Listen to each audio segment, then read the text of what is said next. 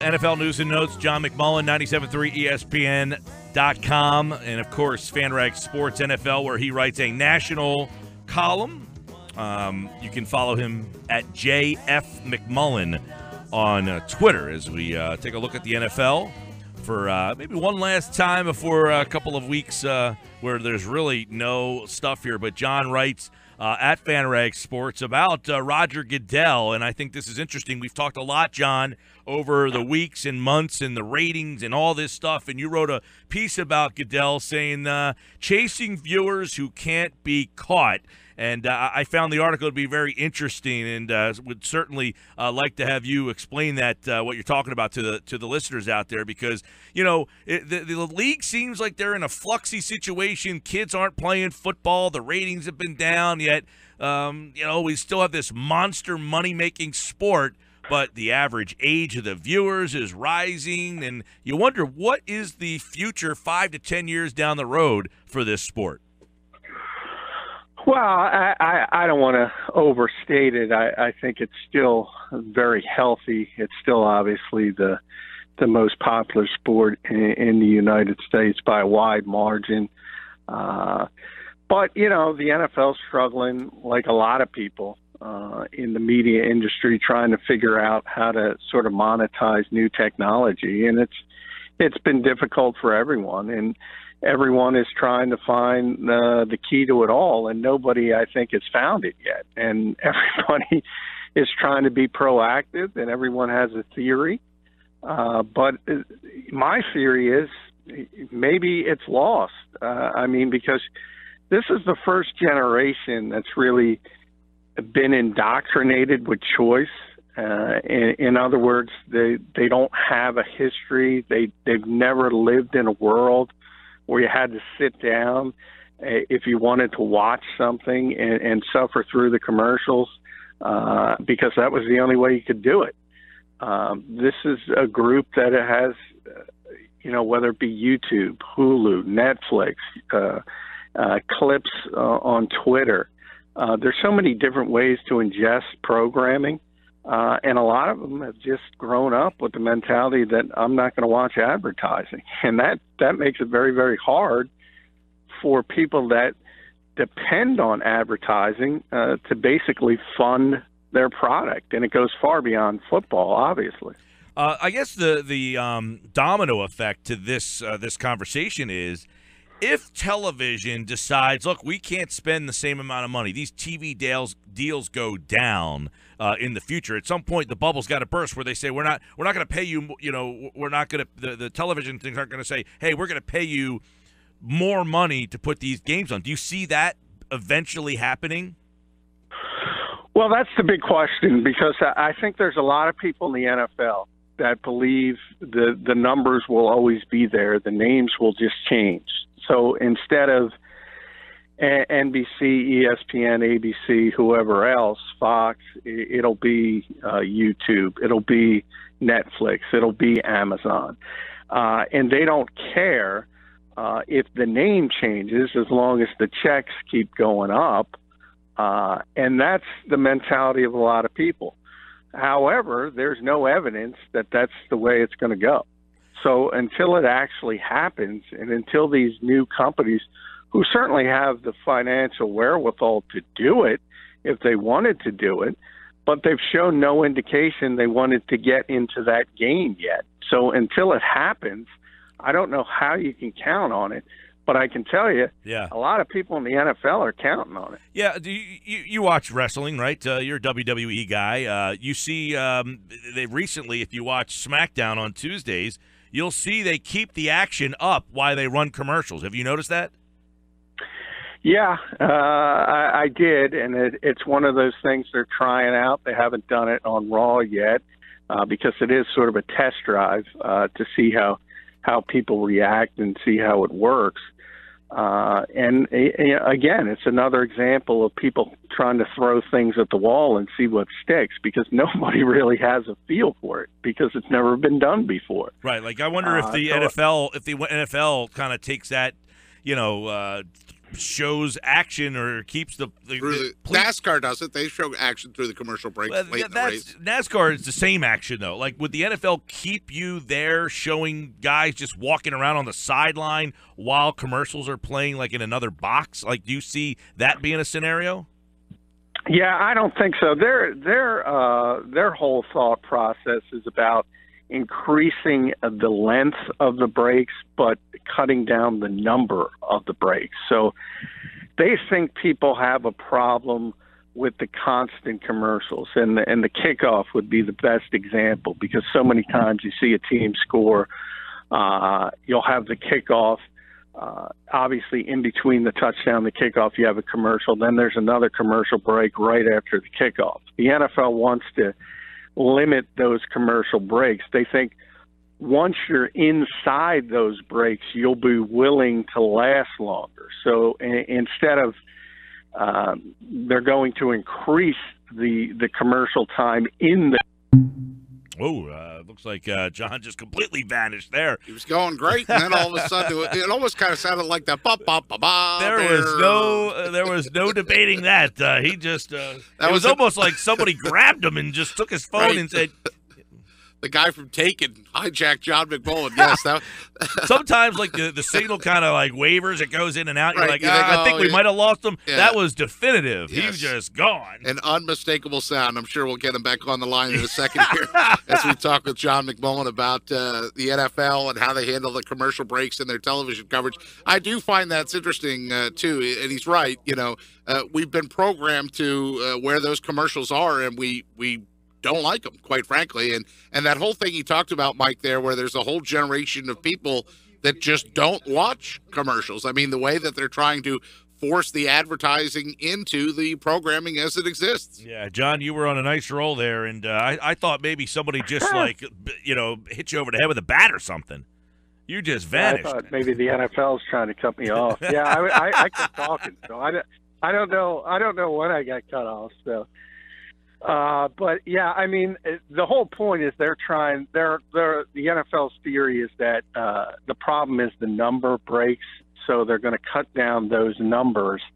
But when they do go into a commercial break, it's going to be longer, and they think people will be fine with that. I think, and that was, and it's actually an older column that FanRag wanted me to pin because I guess people are reading it, but. What essentially is going on, in my view, is that I think they're chasing viewers that don't exist. I think this whole demographic, the younger demographic, has no interest in sitting through commercials, and they never will. Is it because let me see here. Is it because the younger fan has changed? Like, not the commercial viewing, but they don't – do you think that they don't have as much passion or invested in the team anymore? No, not necessarily. Like, I don't remember growing up saying, oh, man, I'm not sitting through all these commercials. The game was on. That was part of it. Like, you weren't like, I'm not sitting through these commercials. Like, it just seems that to even consider that is just petty. Yeah, and I think that's because we grew up in a different era where it was part of it, and you're indoctrinated, so it's part of the whole process. Whereas the people growing up now that have never gone through that, they've never been indoctrinated, so in their mind, it's not necessary. I think that's the bigger deal. As far as younger people not being invested, I've heard that a lot, especially around Philadelphia, and I think it's true in Philadelphia, but I think that has to do with how bad the sports teams have been. I don't think that's consistent around the country. I think if you go to some cities with a ton of success, whether it's been Boston with the Patriots, Red Sox win a couple titles, so forth and so on, Pittsburgh with all the cups and the Steelers, I don't think you see it in those cities. I think it's a very big thing in Philadelphia because the teams have been so bad. Possibly, yeah, the teams have been bad, but the Eagles are a little different, right? I mean, the Eagles, mediocre. They've won 10 games. Even the year they won 10 games, they didn't make the playoffs, but they still won 10. They went 9-7. I mean, so they've been in the mix. Yeah, I mean the Eagles are by and large, no question, they're the most popular team in this city. There's always interest. There's absolutely no interest in the Phillies until they're doing well. That if the Flyers make a playoff run, there'll be significant interest, but not much until that happens. And then you have the core group of Sixer fans that are incredibly rabid in they're interested in the so-called process, but it's a very small group. It doesn't encompass the casual fan that's not interested in all the losing. So yeah, I mean the Eagles are far and away, and even when they're not successful, there's incredible interest. They're on a different level. I think the other teams are basically at the behest. There's interest when they're winning, and there's not interest when they're losing. All right, we're talking with John McMullen, taking a look at the NFL news and notes. The couple storylines entering this down period that should be interesting to keep an eye on. One would be behave, which you wrote about at FanRag Sports NFL. That's one, and part of that behavior are guys like this situation with Beckham in New York. That should be something interesting to kind of keep an eye on when he comes into training camp, and just see how him and Brandon Marshall, kind of coexist. Yeah, obviously, when you have two personalities like that, it's going to be interesting. Two, obviously, big-time receivers. Brandon really interesting career for him, because if you look at the numbers, he's a Hall of Fame level receiver, but you see how much he's bounced around over the years, and it always seems to end up badly no matter what city he's in. And they're both guys that are used to getting the football. And, we talk about with the Eagles, with all the addition, there's only one ball to go around. So it's going to be Eli Manning and Ben McAdoo's job to make them happy. And I don't know if they can make those two happy at the same time. And then you have the undercurrent of OBJ, obviously looking for his second contract and looking to potentially be the highest paid receiver of all time. So the Giants are also going through that process. It's not something they have to worry about. I think people are overreacting when they talk about holding out, because obviously they have a 50-year option. The Giants have all the leverage at this point. But generally, this is the time, if you've outperformed your rookie contract, that you try to get that second contract. John, it's never fun when your GM tells you have to grow up, right? When he's not even hiding that message at all. He's going right out there through the media and saying, grow the bleep up.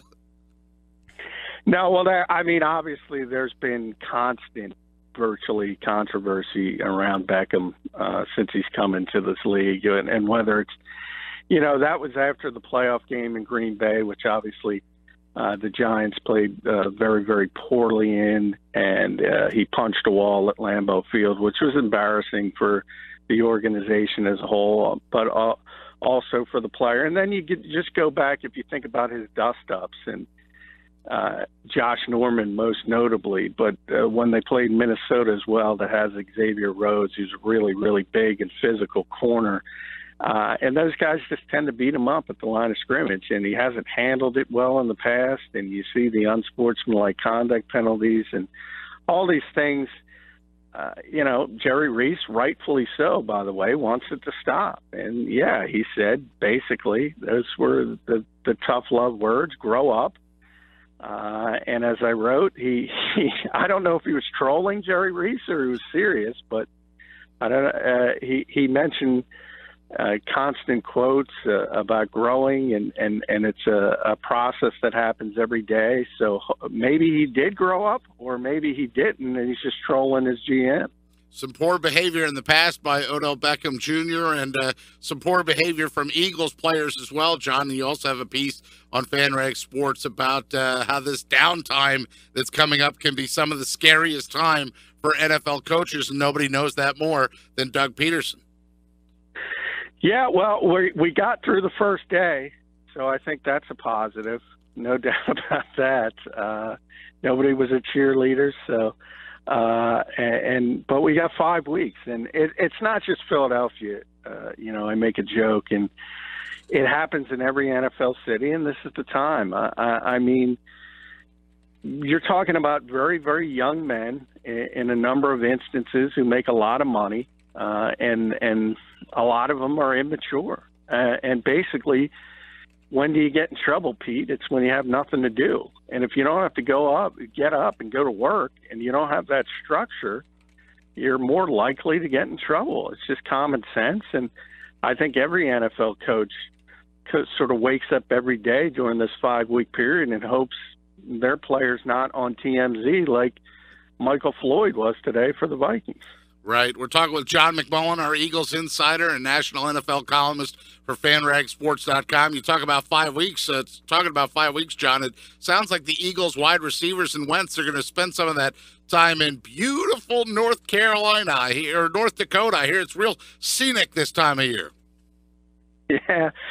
Well, that's what I said. I was talking to Zach Ertz in the locker room because last year, if you remember, Sam Bradford took them all out to San Diego. I think that would be the preferable destination. But obviously, Carson is from North Dakota, loves it there, and has invited everyone there. A lot of guys are going to show up. But, yeah, I mean, that's a little tongue-in-cheek, but I'm sure they prefer a different destination. But it's about sort of getting together with the quarterback and trying to develop that chemistry, because you can't be at the team facility over this 5-week period. And we'll see who shows up. Everybody's invited. Most of them I do expect to go. And Zach, for one, confirmed that he'll be there. And we'll see eventually how many of the skill position players show up. Johnny Mac's with us. John McMullen, 97.3 ESPN.com. Of course, his national coverage at FanRag Sports NFL. One thing I think just to kind of so much, the OTAs and the mini camps, we know there's a lot of hyperbole here. We all kind of we're looking for football things to talk about. Is Nelson Agholor being overstated, or do you see definitive growth in this guy? Because I feel like everybody is writing and talking about him, and I don't know that that's a good thing or a bad thing. I don't know what I feel about it, but I feel like everywhere you go, he has kind of been the story of these mini camps. Well, that's because he was great at OTAs and mini camp, and he basically made big plays every day. He was very consistent catching the football. He was a completely different guy. So, I mean, you have to report what you see, and that's why you see everyone reporting it. He's performed at a tremendous level. Day after day, on my on-field observations at 973ESPN.com, he's basically been in the best play of the day offensively. So he's been a much improved guy. Now, you also put the caveat on it. Let's be honest, there is no pads. The corners. Yeah, but you know what? Real quick, John. You know what? For him, even though there's no pads, an advancement for him is catching the ball, which was a challenge last season. And I think it shows he's sort of gotten a lot of his confidence back. Remember, Mike Groh today called him what he is, a first-round pick with a first-round talent. And you saw some of that. Now, but what I was saying with that caveat is not only do they not have the pads on, you also have to realize in these off-season where you can't play press coverage, you can't get your hands on the receivers, you can't beat them up when I was just talking about, for instance, Xavier Rhodes with Odell Beckham Jr. You can't do any of that, although Rasul Douglas tried, but didn't get away with it when the officials were there. And once training camp starts, you can do all that. You can play press coverage. You can get physical with the receivers, and we'll see how it develops. And Doug Peterson has mentioned already scheduled 3 live practice sessions. So there's going to be tackling, there's going to be hitting, there's going to be press coverage. And, you know, all you can say about Nelson Agholor right now is there's been significant improvement. He's been a much better player. And we'll see if it continues in the summer when he gets to training camp. All right, John McMullen, 97.3 ESPN.com, and FanRag Sports NFL, where the NFL is taking a break. A couple of weeks here. Training camps will be back before we know it. But the NFL never stops here on the Sports Bash. John, have a great weekend, man. Hey, you too, guys. Thanks.